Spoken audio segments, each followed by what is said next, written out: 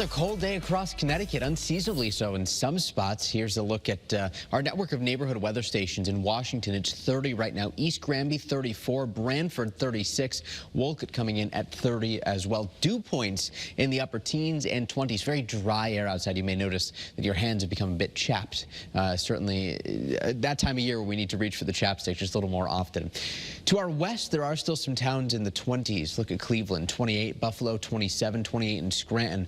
Across New England, though, temperatures themselves have been in the 30s. And while today is not as windy, temperatures feel a bit more true to themselves as high pressure starts to build to our south. First Alert Futurecast showing this building in later on this evening and tonight. And that helps to bring more of a southwesterly wind direction, which will impact our temperatures tomorrow. More on that in just a second. First, we want to alert you to some rain on Friday. We'll have this cold front approaching from the west, and along it, a second area of low pressure developing. And these are going to be the players in our forecast later on Friday. Here's noon on Friday as showers develop and roll through. We're expecting mostly rain showers in the afternoon and evening.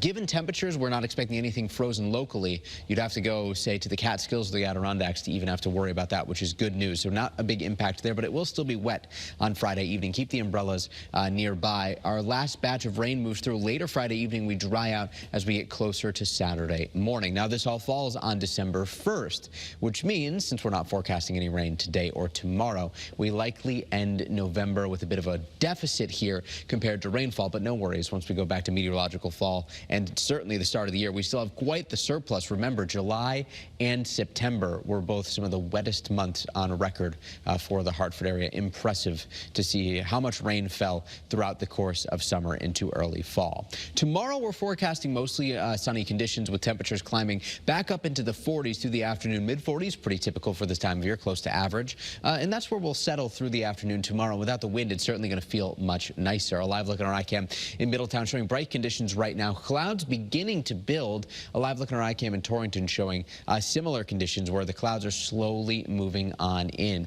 Over the last 6 hours, we've seen some clouds, and then it goes back to bright and sunny, and then a bit more cloud cover. Tomorrow, again, mostly sunny skies. It's not until Friday where we run the risk of some rain. So for the rest of the afternoon, temperatures only in the 30s. Keep the jackets close by. Winter coats necessary. Falling into the lower 30s by 6 o'clock tonight. 10 o'clock tonight, we're already into the 20s. We fall into the 20s overnight, and it's certainly going to be chilly out there. Highs today will be very similar to where they ended up yesterday in the 30s. On the First Alert 7-day forecast, showers are the big story starting on Friday. Saturday, we're going perhaps optimistically dry, but mostly cloudy with temperatures in the 40s. On Sunday, we're forecasting more afternoon rain showers. Still some subtle timing differences on the models. Here's 1 o'clock on Sunday, the European model, showing the rain is a little bit less expansive than on the American model. So there's some big timing differences as we end off the weekend and begin next week, too. For now, we're going, again, perhaps optimistically dry Monday with the risk of showers returning on Tuesday.